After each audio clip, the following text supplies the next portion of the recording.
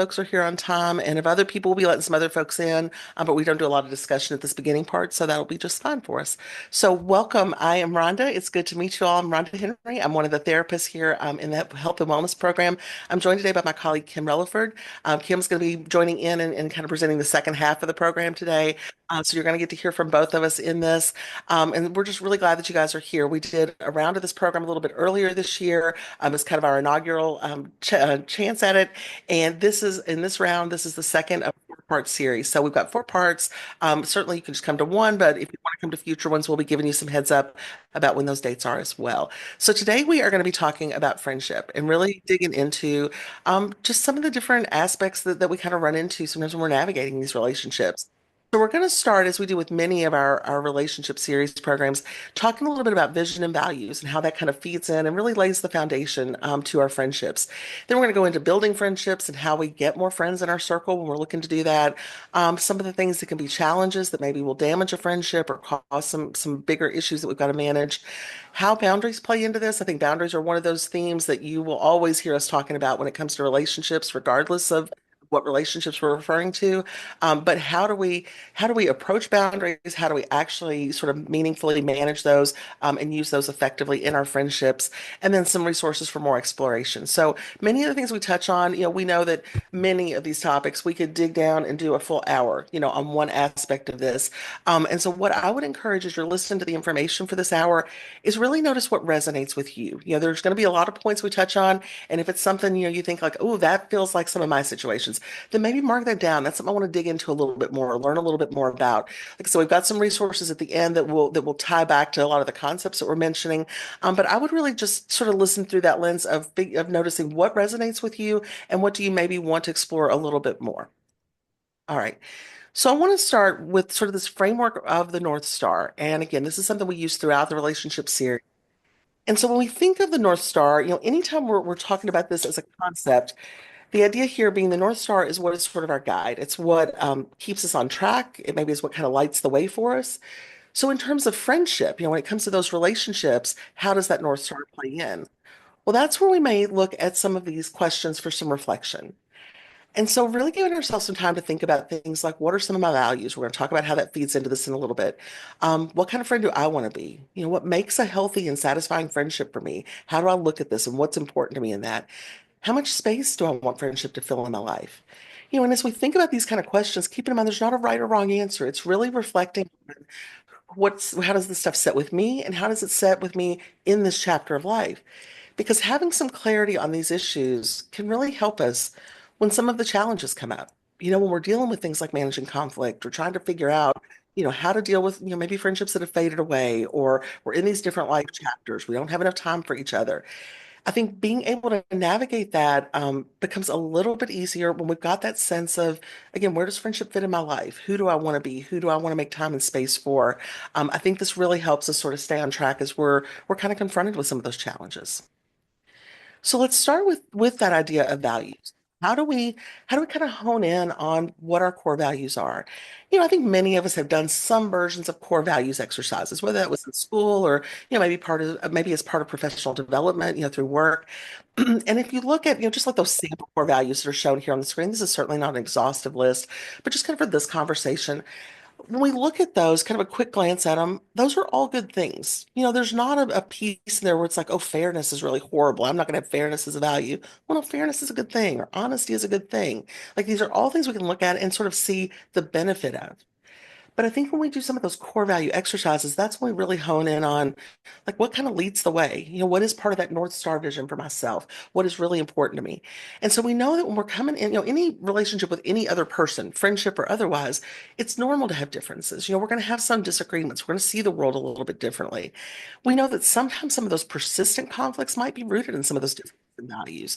And so being able to notice kind of where this comes up as a friction point in friendships can be really helpful and give us some insight into ourselves and also into how to work through that relationship and make it stronger. Definitely boundaries are a big key in navigating this. That's going to be in the second half sort of the program today. Kim's going to really go in deeper on boundaries with some really deeper examples kind of in how we do that, what kind of words we can use in those situations. I would say if this piece resonates or if it feels like you've never really kind of honed in maybe on what some of those real core values are for you, think about doing some of those exercises. Again, there's lots of different inventories out there. We've concluded one of those at the end of the PowerPoint. You will be getting the PowerPoint slides, so you will get the slide deck, so you can navigate and sort of go back to some of these things that we're mentioning. But thinking about maybe doing a values inventory just to help get that clarity. So when we're looking at then building friendships, when we're wanting to sort of expand that friendship circle in some way, I think there's a few different ways we can approach that. So one of those is we can try broadening the circle. So how do we bring more people into my circle? And for lots of reasons, our circle might have gotten smaller than what we want. But how do we bring more people in? So where are those folks with common interests? Noticing other folks who are seeking friendship, what are some of those sites that are out there? And a couple of slides, we're going to talk about some of those in just a minute in a little more detail.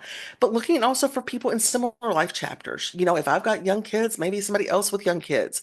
If I'm in a space where I'm, maybe an empty nester, I went through a change and I've kind of moved to the city, maybe I'm looking for other people that are also trying to kind of settle in and get familiar with the area. So looking for folks that have those similar interests or life experiences going on can be an easy entry point.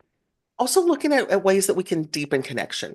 So within deepening that connection, those might be people that we already know, but we're just wanting to be able to put more intentionality toward that friendship. So, setting aside more time, being maybe more clear or overt in talking about that. And all that means is letting folks know, I've noticed that like I've not been making time for friendship. I'm wanting to do more of that. Is somebody else wanting to do that?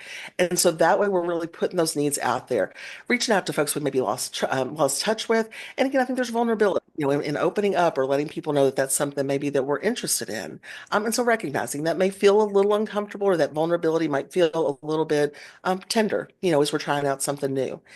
And then there's also that idea of transforming relationships. So taking folks that are in our circle in some capacity and trying to shift that toward a more meaningful friendship. So that might look like with work friends, that might look like, excuse me, if we're going to go out and have lunch together, maybe we set some boundaries around how much work talk we're going to have during that time.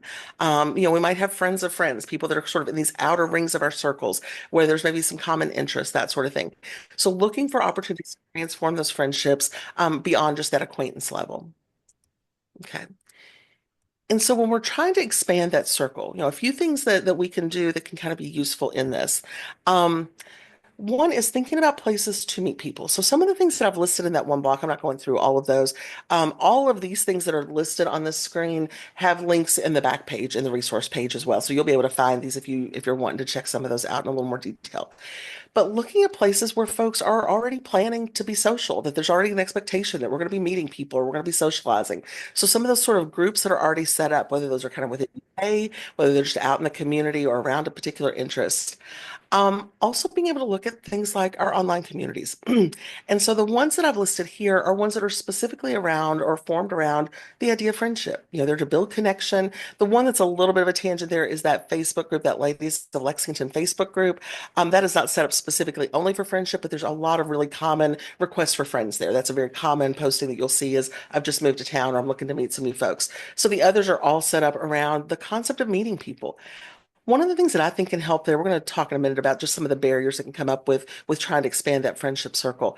But one thing I will say in particular, about those first two blocks there, the places to meet people or those online communities, is keeping in mind that those are other folks who are setting out to be social and wanting to meet people. And I think often, we can get in our head, some of that social anxiety can come up, or we can worry that we're being, intrusive, or we're kind of pushing our way maybe into somebody else's life or into their space, keeping in mind that these are environments with groups of folks that are also wanting friendship. And I think that's a really good thing to kind of reassure ourselves with or to soothe ourselves with if we're trying something new, because it's a little bit easier when you know that, again, this isn't a tight formed friend group that's really not looking for somebody new. These are other folks who are wanting to be social and kind of grow that circle as well. And then that piece on the far right is around kind of connecting through shared interests and activities. And again, whether there's some UK places listed on there, there's some kind of city sort of spaces or examples. And I realize everybody's not joining from Lexington, but this still gives you some ideas, of what sort of spaces in your community might be appropriate. I think here, part of what we're doing in that approach is really just letting that interest lead the way. If I'm really kind of nervous about meeting folks or approaching people, can I go to a class at my local library and learn, I don't know, how to care for my plants over the winter or whatever the topic is, and know that I'm in space with some other folks. And even if in that moment, I'm maybe not ready to make that leap toward, okay, I'm going to go find my new best friend and pull them into my world. maybe starting to break that ice a little bit is just being in those situations and just making some small talk, showing up and just seeing who else in the community is kind of out there and giving ourselves sort of incremental opportunities to be around more folks, to expand that circle a little bit without heavy pressure that, again, I have to go in and find my new best friend and we've got to make a plan to be together, every weekend for the next 6 months. No, I think a slow approach tends to work well for most of us. It tends to bring down a little of the anxiety, and it often is a little bit more fruitful. All right. So when we're thinking about, excuse me, what skills we need, we know that idea of practicing vulnerability. What I mean by that, is just being willing to be open. And that does not mean, practicing vulnerability does not mean I have to share my entire life story. I have to give, unpack for you how all my past friendships have gone or what's going on in all corners of my life. But it may be starting to get used to how do I talk about myself? For a lot of us, that gets really uncomfortable to talk about yourselves or kind of encapsulate a couple of your interests. So it's practicing that a little bit. It's again giving ourselves those incremental spaces. I can go kind of hang out in the space or be there without a lot of pressure that I have to find the one friend that I'm going to have. But practice is the important word in there.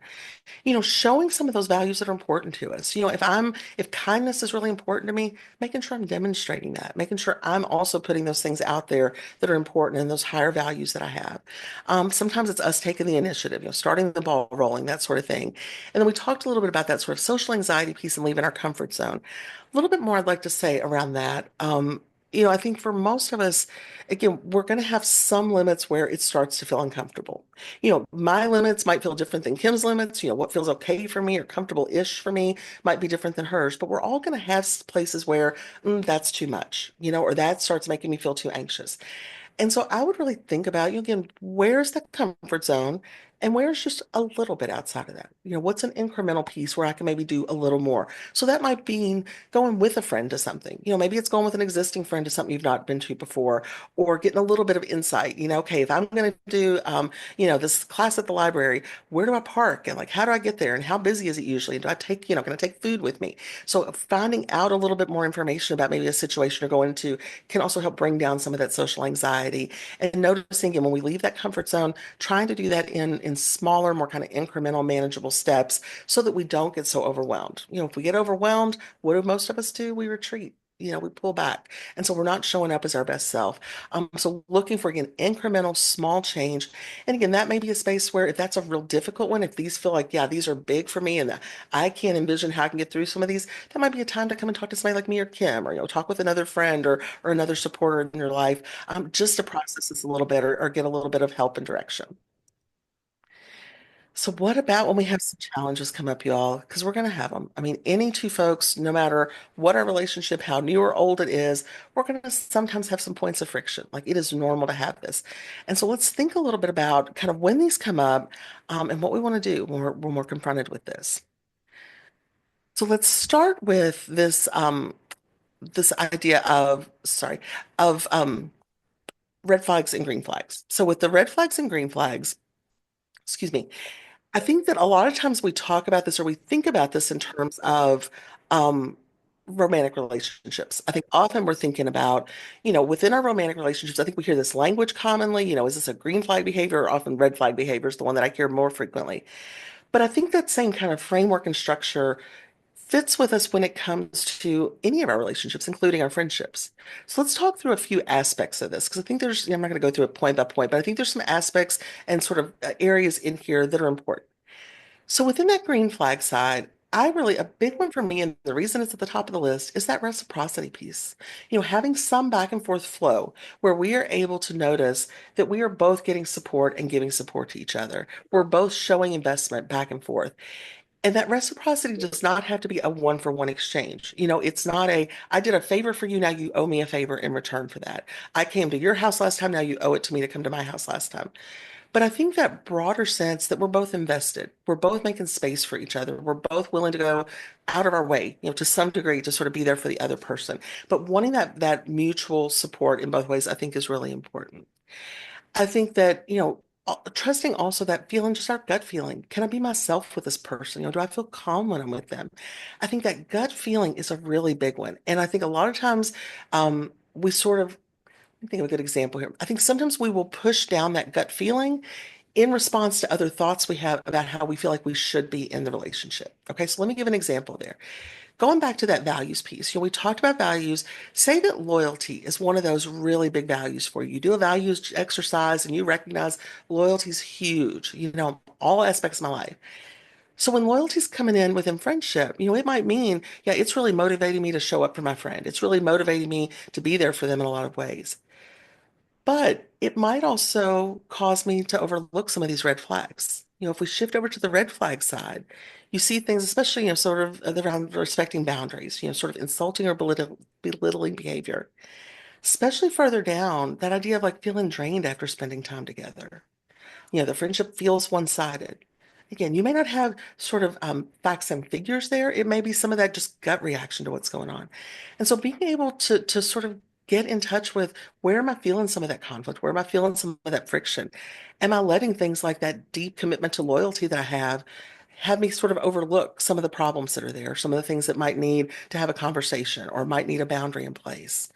Um, I think often we will sort of look back and sometimes see red flags kind of in the rearview mirror. I brushed this aside or I didn't think this was a big deal. And so I think noticing for yourself, as you look at these, are there areas that maybe historically you have overlooked? Maybe you've given somebody a lot of grace, which is a good quality, but maybe it's spread further into the point of I've allowed maybe some disrespectful behavior, or I've allowed some painful behavior to come in. And so if we notice that some of those things that we want to bring to the friendship help us sort of overlook some of these things, I think it can be good to tune back into this a little bit, and noticing where do I see those green flags come up, what's meaningful for me, and where do I struggle with the red flags, where do I see them and recognize them, where are maybe some areas that I tend to overlook or I tend to minimize the importance of them. We're thinking about some of these friendship challenges. Some of these are some of those things we saw kind of on that path toward the North Star a little bit earlier. I'm gonna let you take a second and just kind of read through those. And I'm not going to talk about all of these in depth, but I want to kind of focus in. I think some of them are pretty self-explanatory. But what I would like to do is focus in on a few of these that I think maybe need a little bit more detail. So let's talk for a minute about that sort of idea of the large friend group dynamics that can come up. Large friend groups can be fantastic. I've certainly, I'm in groups myself, whether it's lots of folks maybe went to school together, people that grew up together, whatever reason, we've sort of got these large groups that have kind of formed. And even though they can be really wonderful in lots of ways when they're healthy and feel like they're working for us, they also can have some potential pitfalls. And one of the things that I will hear come up a lot, in individual work that we're doing with clients is sometimes in those large friend groups, there can be some cliques that form, some little subgroups in there. It can be easy to sometimes feel like you're on the outside of that group, to feel like everybody else is talking, but I got left out of this chat or I got left out of the plans for the trip we're taking later this year. Noticing how those dynamics kind of play out and also kind of what your part is in that. I think one of the things, again, we talk to a lot of clients that, will have issues related to friendship come up. And so one of the things that I'll see sometimes when the large friend group gets off track is a lot of those smaller pockets of folks, and really asking yourself some of those difficult questions. Do I contribute to that dynamic? Do I find myself kind of segmenting folks off or gossiping in ways that I don't feel really proud of or I don't feel great about? Do I keep myself from setting boundaries I need or setting limits that are in there because I don't want to be seen as the one who's not fun or the one who, brings everybody down about something? Do I notice, there's something that maybe, again, I'm letting that loyalty value, if that's the one we kind of follow through these examples, if that loyalty's there, maybe I feel like, okay, I've been friends with this group since high school. I can't pull back from them like that. These are my friends and I have to stay here. I have to do it the way we've always done it. We always do a fall trip and I've got to do the fall trip. Is it a time to re-examine that, or to let ourselves have some honest assessment of where we are in this chapter of life and whether those friendship groups are still working the way they need to? So I think, if you notice large friend groups are part of your world, just giving some thought to, again, are those dynamics healthy? Am I showing up in the group the way I want to? Are the other folks showing up the way I want to? Are there things that we need to talk about or things that we as a group need to maybe shift or do differently? But just being aware of that, I think, and that there's, again, some potential for some pitfalls within there. Shifting down to the trauma bonding one, I think a lot of us hear that phrase, and in short, it's when we've been through hard things together, often it can bond us, in that time. That's sort of a simplistic way of describing that. I think trauma bonding can come from a lot of places. I've seen folks where maybe two friends were both in really difficult romantic relationships at the same time, going through maybe a breakup or a divorce at the same time. They're really bonding over some of those traumatic experiences they've had. Maybe we went through something together. I certainly have these in my life where we've worked at hard places. Whether that was the work we were doing was really difficult, or maybe you worked for a supervisor, that was not great and caused some real distress and dysfunction in the workplace. We bond over those things. So how easy is it, if I'm talking to that person that I worked with and she and I both really get what a dysfunctional workplace we used to be in, how easy is it when we get together for lunch for that to take over the conversation? For that to be 45 minutes of the hour we get to spend with each other is talking about this old boss that used to drive us nuts, and how we managed it.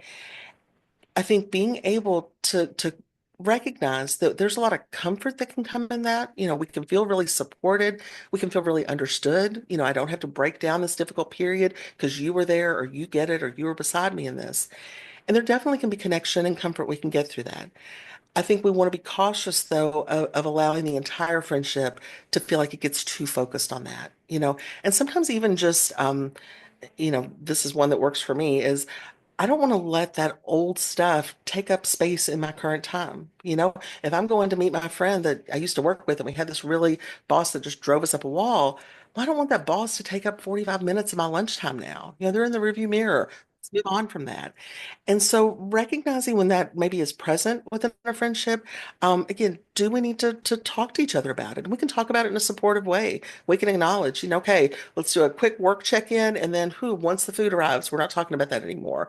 Or, if we're in this kind of setting, we're going to talk and process. But once we shift over here, we're going to shift away from that and talk about why that is. I want to hear about you. I want to hear about you and your family and your life and your pets or whatever's going on. We don't want to go back and rehash this thing that was really hard for us that we went through. And then the idea of kind of differing life chapters, that can come up for a whole lot of reasons. I think some of the ones we often think of pretty easily, when folks are having kids, maybe they're moving into a caregiving chapter, starting a new job, changing kind of cities, careers, that sort of thing. Maybe somebody's dealing with, health issues that are going on. So something that's sort of bigger in their life that is that's sort of, what's the word I'm looking for? Not overshadowing, but sort of influencing maybe all parts of life, because it's just such a big shift in the life chapter. That can be really challenging for us. If somebody's kind of going in one direction, somebody's going back to school, in one direction, the other friend has maybe got a young kid or they're starting a family. Those can be really difficult to figure out. How do we naturally, kind of in our flow of our friendship, keep connection? How do we support each other? And I think, with a lot of those things being really overt, I think in how we talk about it, being able to acknowledge, this might look different. If I'm going back to school and I've got a year program I'm doing, all right, the time I have to give into friendship might look different during this window. But being able to express to my friend, this doesn't mean I'm not invested in you. This doesn't mean I don't care. Can we shift some of our stuff to checking in online or, texting each other? Can we make sure we get, one lunch a month so we at least see each other some, even though it's kind of thin during this period? So I think we can do things to try to meet each other in that common space if we both are committed to doing it. But we know that those strains can be there. It may make friendship feel like it's taking a little more work, or it's not kind of showing up for us in the way that we used to experience it, when it was just really easy and we were kind of hand in hand, sort of walking through the same life chapter at the same time. I think, it definitely is a normal space. And Kim's going to talk a little bit about when friendships end, but, it might be a space where the friendship gets quieter or we pull away a little bit from that. But it also is a time where we can, if we want to keep that friendship sort of front and center, we can do that, I think, with some overt conversation and plans on how we want to do that. All right. So I think, we know that we're going to experience more growth and more satisfaction, honestly, in our relationships when we're willing to honestly think through some tough questions. And these are just some examples. I'm not saying this is an exhaustive list, but if we're finding ourselves kind of running into some friction in those friendship relationships, really being able to ask, what's my part in this conflict? What's going on with me? What am I bringing to the table? Am I expecting somebody to guess what I need? Am I communicating what those needs are? Am I falling into sort of unhealthy communication patterns in some way? If I notice that maybe I, recognize that I can go toward a passive aggressive style, if I'm feeling lonely or if I'm feeling like I'm not getting my needs met, am I doing some of that? Or is that coming up a little bit more than what I've wanted to admit? And then what do I need to work on for myself? Do I have some old stuff that I may be carrying with me into this relationship or this friendship, that makes it difficult for me to actually be present and respond? Okay. So let's talk through a little bit about sort of managing some of those old wounds, because I think some of those just older experiences, it can make us really gun shy in relationships. Whether that's our struggle to maybe trust other people, but a lot of times what I see is that folks really struggling to trust themselves. I got into this friendship and I just let them take over my life, or I got into this and I couldn't speak up for myself, or I couldn't really make time for somebody. And so we can really get bogged down with some of those older experiences. I'm just kind of influencing, what we're trying to do in the current time. So we know that, all of us can have in our history some betrayed or fractured friendships. That's where I think some of that rebuilding trust in others, trust in ourselves gets really important. Being aware so that we're not pulling that baggage in, and again, I think we think about this kind of language sometimes in relation to our romantic partnership. We think about that with breakups a lot with romantic partners. I don't want to, somebody cheated on me. I don't want to take that into that next relationship. But I think it's important that we remember that this can also show up in our friendships. If I'm feeling like, I maybe had a really uneven sort of friendship in the past and, I didn't speak up for myself, maybe I go really hard in that other direction. I'm really demanding in this friendship. So being able to recognize some of those things to seek understanding, it's not about placing blame, but being curious, what was going on there for me? What worked in that relationship? Where did I struggle? And then how is that kind of impacting what's going on now? The concept of being ghosted, and again, I think this is when we think about a lot with romantic partners. We don't necessarily think about this with our friends so much, but it certainly shows up. It can happen. And I think, for clients I've worked with, it's often one of the more painful things they deal with. There's a lack of closure for a lot of folks. So it leaves us with a whole lot of questions, a lot of questions about what did I do? What did they do? Trying to fill in those blanks. And, for a lot of us, that's a pretty heavy burden to sit and sort through that or to not be able to get those answers. I think when we've experienced ghosting, if we've just had that friendship fade away or just somebody completely cut us off pretty abruptly, either one of those, really trying to lean toward that concept of radical acceptance. And it's a little bit longer than what we'll dig into here, but if it resonates with you, I would read a little more around this. But radical acceptance is essentially accepting things as they are, not how we wish they were. So I may not be thrilled with it. I may still be hurt. I may still have a lot of hard feelings that I'm working through, but I'm trying to settle into some acceptance. This is where we are. This is what's gone on. I may not understand it, but I don't want to stay stuck in it. Um, Kind of identifying some of those painful patterns maybe we see. Sometimes there's themes that are there, and sometimes those are themes that we see often in ourselves. And so that might mean recognizing that maybe communication's been a struggle throughout friendships. For some folks, they'll come in and say, I cut people off when they get too close. I like friends when we can be surface friends and we can know each other at work or we can see each other in these ways. But boy, they start kind of getting behind, a little bit deeper. Nope, I put the wall up. I don't do that. I find myself pulling back. I find myself being the one to ghost my other folks. Um, Sometimes we'll see that, again, we're maybe putting up with things that we didn't intend to. We might see that that loyalty has kept us kind of sticking around with people longer than what was healthy for us. So being able to notice if we're seeing some themes emerge, sometimes that's hard to do on our own. Sometimes that's helpful to get another perspective. Maybe that's talking with another trusted person. Maybe you've got a sibling you're really close to and they've known some of your friendships or kind of seen some of those things as you've been going through them. Maybe just talking to somebody like that. Maybe it's coming to talk to somebody like me or Kim, Kevin, somebody outside the situation completely, be able to kind of talk through and process through what some of those dynamics are. Sometimes that helps those light bulbs kind of go off a little bit differently. And I think with any of those things, especially when we're looking at some of our own behavior, in places where we've maybe had missteps that we're not wanting to repeat, that importance of bringing in self-compassion, really trying to look at that through the lens of seeking understanding and having compassion for ourselves, even if we've been places we don't want to repeat, trying to do that with that compassionate lens where we can. And again, if that's a hard one to capture, that's a time to come in and talk with somebody like me and Kim. And then when we recognize, that we've hurt other people or kind of let them down, keeping again that idea in mind, sort of a continuation of that last one of what can we learn from this? How do I grow? What is my space for growth here? Identifying what we want to do differently, just even what that goal is or talking to ourselves about it. It's amazing how much even just the sort of identifying, naming it, putting intention to it, who that really helps kind of get us unstuck from that just kind of subconscious autopilot, that we can kind of get in our relationships.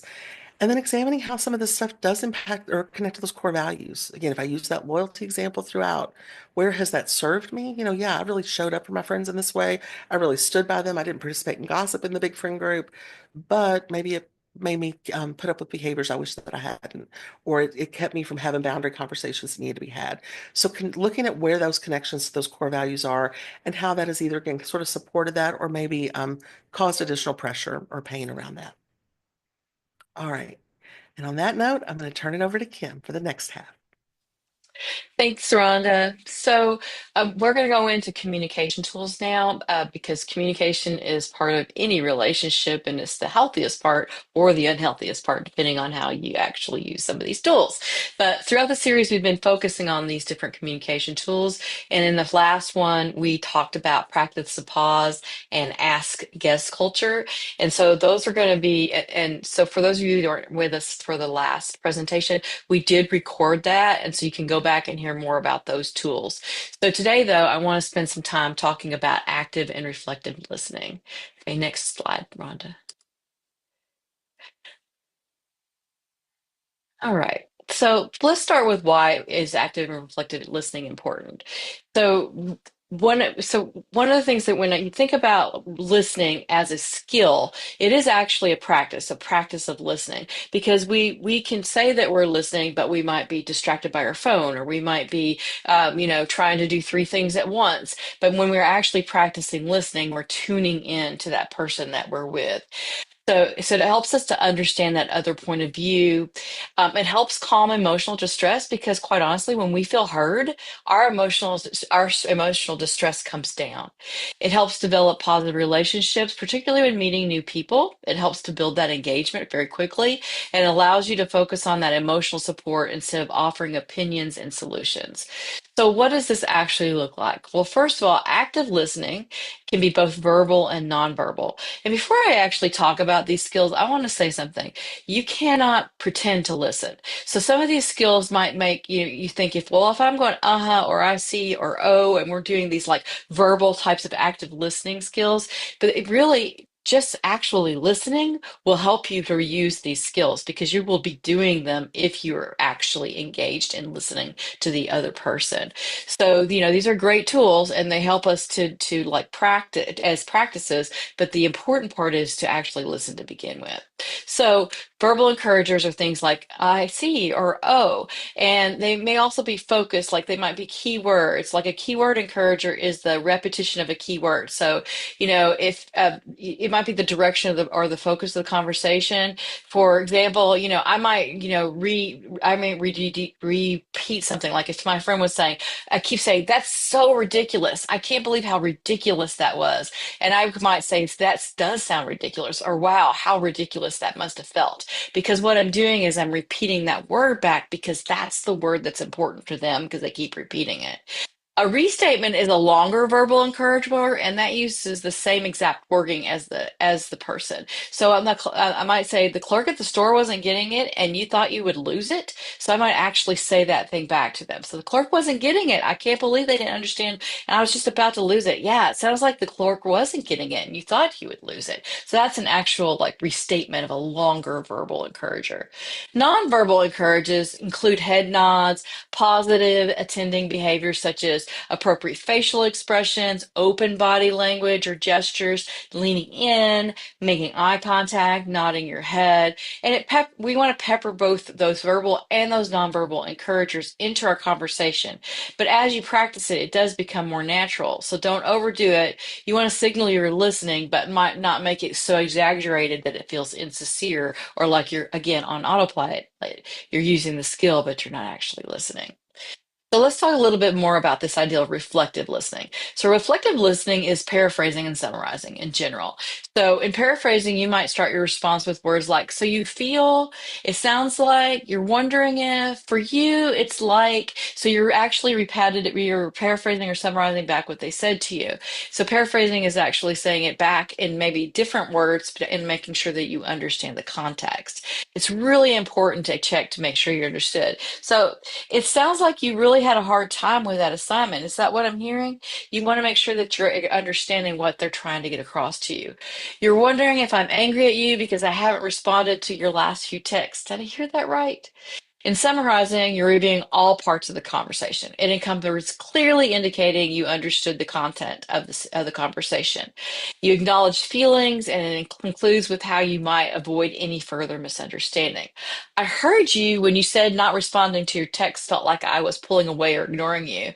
And you need me to be more responsive, even if it's to say to text back a brief reply and say, I'll get to you, but I'll get to you as soon as I can. Or you need to get, what I need from you is that when I don't immediately respond, that you give me the benefit of the doubt when I don't immediately text back and just say, I don't say, or I just say, sounds good. Or I might say, I'll get back to you soon. I need to give the benefit of the doubt that I actually will get back to you. So. So those are some examples of active and effective listening. Again, this can improve your communication. I really want for the take home to be though that active and reflective listening is a skill that you use when you're actually listening. So if you're not listening and you're just phoning it in, it's going to become insincere. All right, next slide for me, Rhonda. All right, I really love this quote. Daring to set boundaries is about having the courage to love ourselves even when we risk disappointing others. I think this is, and then we're going to talk. This is our we're kind of moving into boundaries now, but I think we all struggle with healthy boundaries.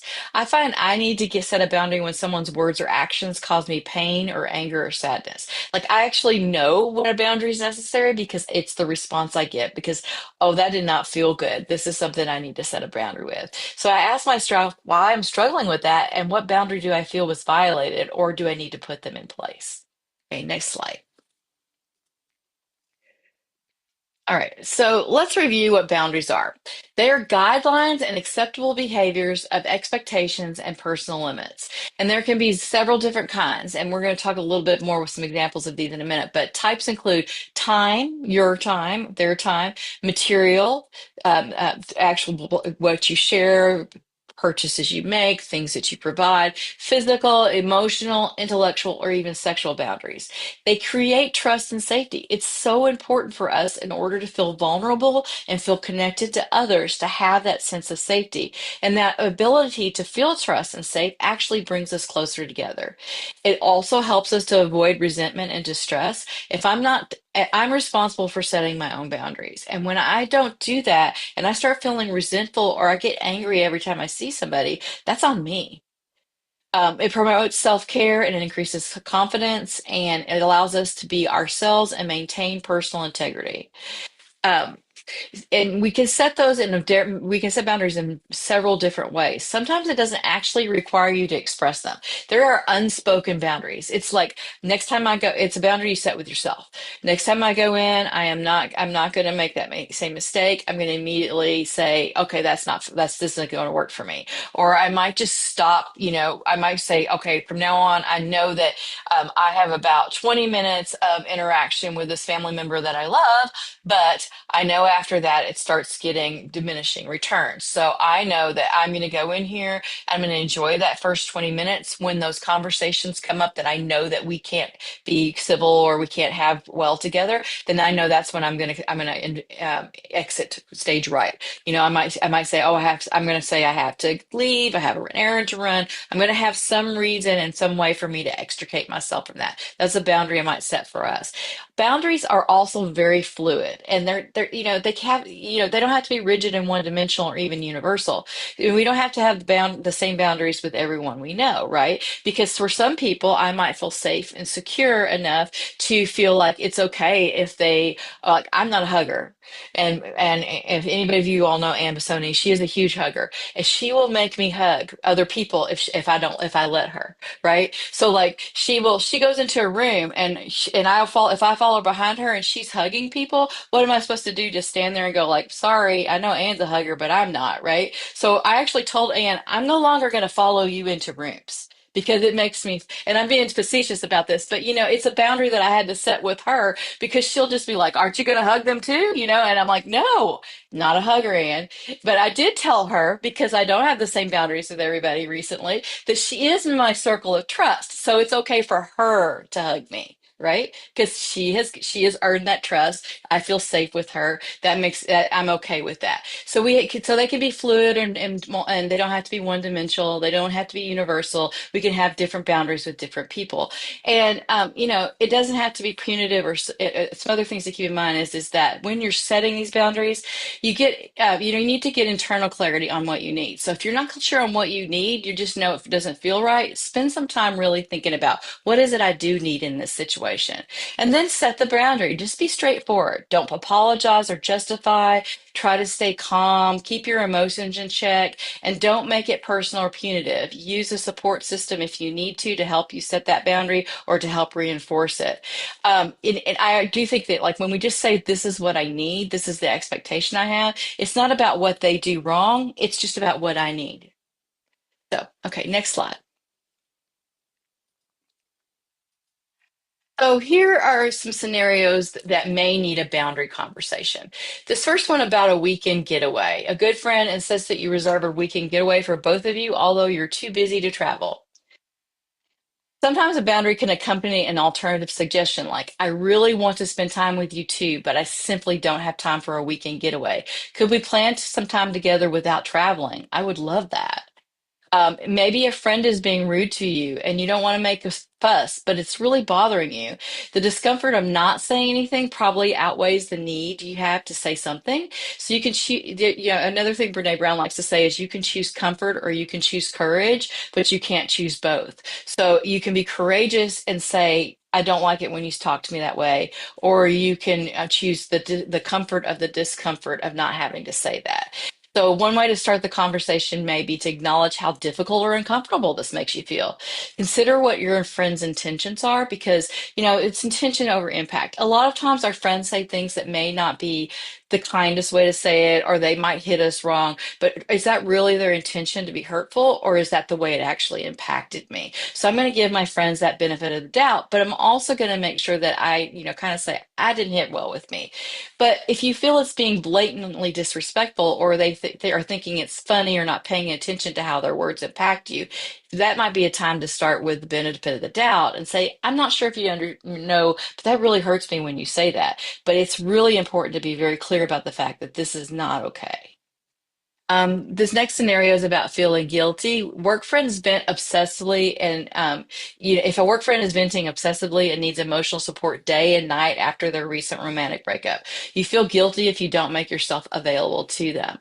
We all get on those. We have things in our lives that happen, and we feel like we're just we kind of almost get on a broken record because we're still trying to process it in our own brain, and so we might actually repeat it day over day. But it's also can start becoming feeling like, oh, it's excessive or even like trauma dumping on our friends. And so when you feel that that's happening to you, that's a time to set a boundary. You might feel guilty about that, but a little bit of guilt is better than a lifetime of resentment. And it's okay to be less available. And this might even be an unspoken boundary you set with yourself. You don't have to say, I'm not going to listen to you talk about your romantic breakup anymore. You might say, you just might be like, okay, next time she comes in and she talks about that, I'm going to say, I only have about 5 minutes and then I really need to get back to this task.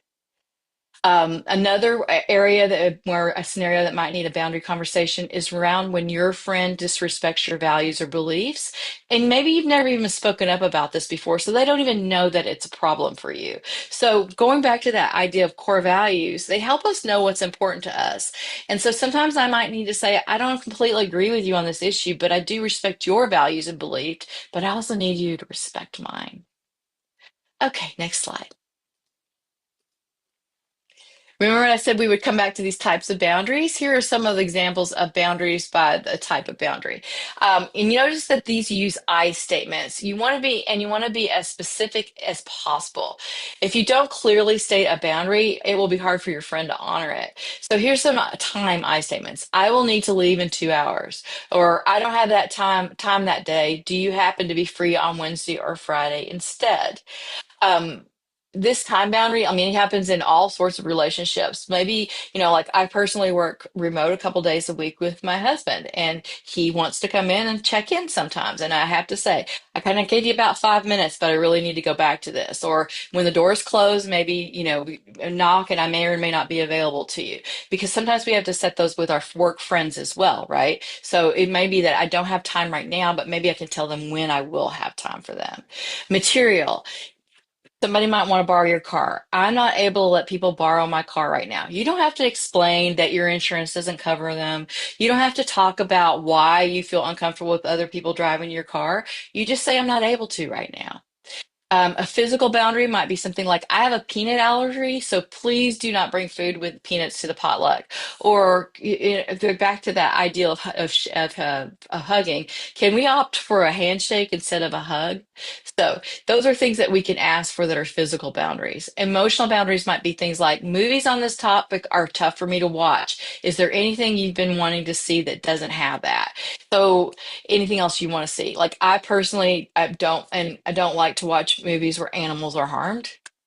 I don't even like to read books where they're the main character and they may or may not get harmed. That's just a hard and fast boundary for me. So, is there something else you want to see, or is there something else we can read? Or maybe I'm going to come to book club, but I'm not going to read the book, right? So, I'm going to make that boundary for myself because it's important to me. Or maybe I don't feel good when people use that nickname. Please call me by my first name instead.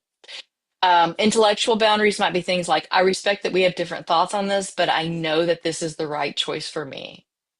Or sexual, I'm not comfortable talking about my sex life. Or that story could reveal someone else's information and cross a boundary. So I prefer not to answer that question about my sex life. Because, sometimes friends talk about things like this, but when it starts feeling you feel that discomfort, that's the place you have to set a boundary for it.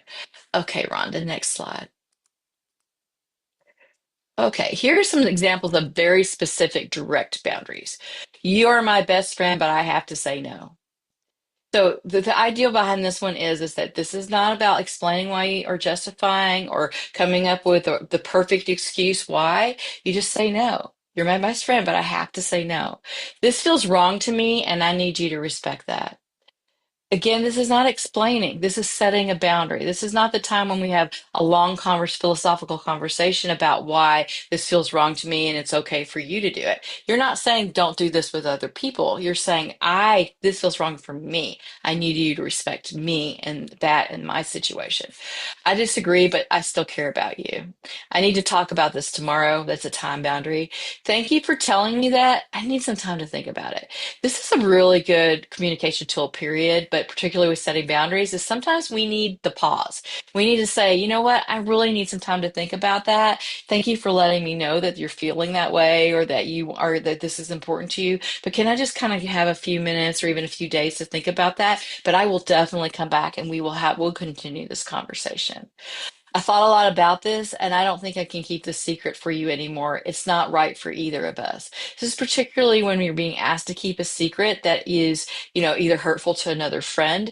Maybe it might impact your job if you continue to keep that secret. Maybe it wasn't even okay for them to ask you to keep that secret to begin with. Maybe they're not, maybe there's somebody who is leaving early every single day, but they're like, shh, don't tell my boss.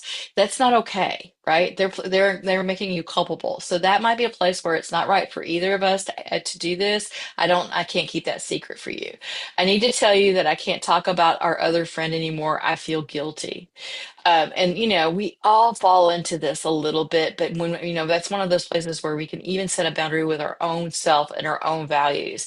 I find that we are talking about this friend a lot, but we're not going to spend this much time talking about them. It just makes me feel guilty, or it makes me feel like I'm dismissing something and it just doesn't feel good, and I don't want to do it anymore. Okay, Rhonda, next slide. So, um, you know. Friendships end for multiple different reasons, and often, unless there's like unforgivable words or actions that cause an abrupt end to a friendship, most friendships end over time and grow distant due to those different life chapters that Rhonda talked about, like child rearing or retirement, or others can end due to ongoing conflict that never seems to get resolved and you begin to pull away. They become a perpetual issue within your relationship, and you just both kind of pull away and go on in different directions. There can be ebb and flow to friendships as well, and that can be due to trust issues, differing expectation, different priorities. Maybe our interests might change, or even values that can lead to that end of that friendship. So, these are all reasons that friendships might change and grow. But sometimes we simply outgrow a friendship, or they outgrow us. When one friend is learning and growing at a rapid pace while the other is stagnating, this may be a source of what's called relational divergence.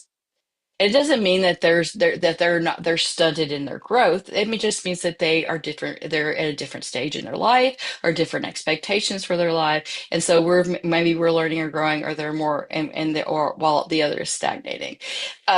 This can happen often, like when one friend advances quickly in their career while the other is staying at home, and has not re-entered the workforce at this point. So our professional and social circles might change or diverge. And we might find that as friends that we have different physical or intellectual, or even we've socially grown apart in some ways. Sometimes friendships may be broken long before we give ourselves permission to end or pull back from friendships that is broken. And Rhonda talked about this, like with those large group friendships, or or times when we're like still trying to maintain that contact or trying to maintain that friendship, even though we've already pulled apart, but we're still kind of like, well, I feel obligated to at least see them once a month, or to try to give them a phone call, even though those conversations are stilted or don't seem to don't bring either one of you any kind of satisfaction or value to your lives. It's not a sign of failure when those friendships end. It's okay to let go while acknowledging how important that friend was during a specific season of life. I think if you think back across your lifespan, you can see where there were seasonal friends, right? We have those seasons, like we were talking about with high school or our college friends. And some of them maintain our friendships throughout that time, or they might be, I might have been really close to some folks I worked with in another job, but once that what relationship, or I moved on to a different job, or they moved on to a different job, their life and circumstances or my life and circumstances have now diverged. And it's really sometimes hard to come back to that because they were such an integral part of that season, but they're not part of the season that I'm in. Okay, Rhonda, next one.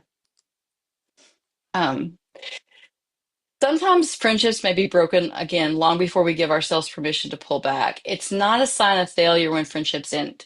It's okay to go a while in acknowledging how important that friend was. Again, and back to that whole idea of that specific. But here are some ways that when you think about that, how are you going to process the end of that relationship? You want to allow yourself time to process and grieve. Grief is a change in pattern of behavior. Grief is not like we think of grief as being like when someone dies, but actually, anytime change occurs in our life, we might grieve that, and we grieve friendships that end or grow, or end or change over time as well. Take some time to grieve. Reflect on your role in the relationship change. What was my role? What was their role? Is there something that, I need to repair, and I value it and I want to try to repair it? Or is this a place I need to let go? Make peace with what was left unresolved. Sometimes we will not know why or how. Explore fears you may have related to repeating patterns in the new relationships, in any relationship, whether it's, family or romantic relationships or work relationships. When we've had an uncomfortable relationship or a relationship that is in poorly, sometimes we get afraid of repeating patterns in those new relationships. So explore those fears, look at what that part is, think about how you might do that differently in the future. It allows us to like have a lesson from that, and look back to seek understanding, not to blame. So you're not just looking back in order to like think about all the ways that you've been harmed, or maybe you harmed them, but more about that idea of like, I'm going to understand what went wrong and how I might use that in my future relationships to grow stronger. Okay, Rhonda. So when friendships end, a lot of times this is time when we will actually find ourselves feeling very lonely.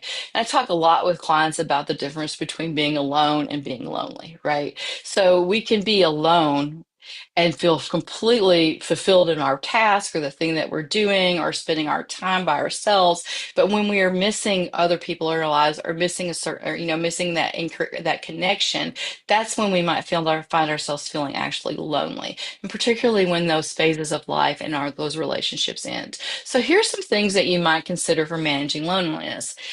Spend time in nature. There's just something about getting outside and getting a different perspective. It's reframing your brain. Our brain loves to see things differently. And so, just, getting out and taking a short drive and coming back just so that your brain gets to see something different kind of breaks up that loneliness. Join a class, learn something new, or join a club or even a volunteer organization. You can play games online. A lot of people have pretty rich relationships with people that they meet online through their gaming community now. And so this is particularly, we learned how to do that during the pandemic, but it has continued. And so a lot of people have a lot of good, strong relationships that are only based on this gaming lifestyle that they have. It doesn't mean those relationships are any less. They are, but they probably are very specific to that activity that they're doing. Practice self-care, making sure you're nurturing yourself, taking care of your health. Explore those online communities that Rhonda talked about earlier. Spend time with pets or animals. If you don't have a pet, maybe just go to the zoo and pay attention to the animals there. Go to a petting zoo. The fall is a great time to go and just pet a goat. Spend some time with your pets because they fill us up in ways that, no human ever will, right? That unconditional love, that ability to really, feel connected to another being is so wonderful. And then if you're still feeling difficulty managing managing your loneliness, think about talking to a therapist. I think somebody shared something in the chat, Rhonda. But we can go on to the next slide and we'll come back to that. So the next slide is some resources that we've put together for you, because I think that, we in an hour we know we can't cover everything, but we want to leave you all with some resources to continue your exploration of this topic. Some things about boundaries, about dealing with social anxiety, more on values, those links that Rhonda shared about online communities, and even some podcasts that Dear Nina, conversations about friendship. So just continuing that growth that you're in, maybe we spark some interest for you during this presentation. Okay, next slide. We've said several times during this presentation that you could talk to a therapist, and here are four of them that you might choose from. These are the four full-time mental health therapists as part of Health and Wellness. Here at UK, we're part of your benefits package. You can receive up to 5 free sessions a year. It is a fiscal year, so July 1st through June 30th. And you can use those sessions any way you like. Some people come and meet with us a couple times on a specific issue. Others may come and use all 5 sessions and then move on to an ongoing therapist. We really kind of follow your lead on that, but those sessions are free to you and you can use them. You as the employee can use them, or you can also, your sponsor dependent and also retirees are eligible for that service. All right, next slide. And this is what I just was talking about with us, but also we wanted to point out that there's also IRAF, the IRAF clinic, which is individual relational and financial therapy. This is a really nice resource for our UK employees, particularly for couples counseling, because sometimes insurance doesn't pay for that. And it's only $25 per session for households of UK employees, but they also do individual therapy and counseling as well. And then UK elder care resources and UK parenting support groups are things that when you're taught, these were probably more related to family issues, but we keep them on the slide because they're important. All right, is that it? Ah, This is some other resources for you, particularly when you're thinking about therapy for you or your loved ones. Again, us, UK Psychiatry, really, we just want you to be aware of these things. If you have any questions about them, just let us know. And we will be having part three of the romantic relationship series on October the 30th. So we hope that you will join us. You'll be getting a copy of this PDF, and we will also be sharing with you when we have the link available to you for the recording for this presentation. So you can register there, or you can just go on the Health and Wellness calendar page and find us. And we'd love to have you join us then. So thank you all for your time today. So did anybody have any last comments or questions? Artie was talking about having an 8 years with his first online friend. Yeah, they can really be good connections. Thank you. Thank you for supporting that as an option there, Artie. Okay, that's all we All right. have for you guys. Thank you for your time. Rhonda, you want to say something? Same. Just thank you all for joining us. Hope to see you in 2 weeks. Thank you.